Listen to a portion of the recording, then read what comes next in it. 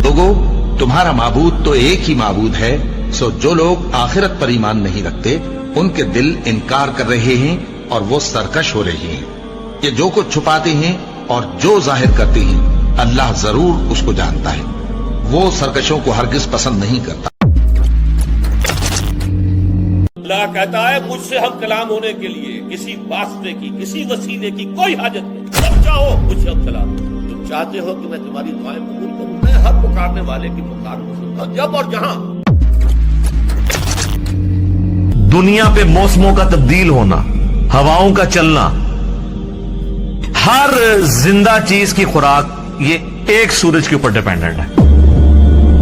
तो फिर सबसे बड़ा मुश्किल कुशा कौन हुआ? सूरज। आज तक किसी काफिर ने भी कहा अल मदद या सूरज मेरी मदद फरमाइए?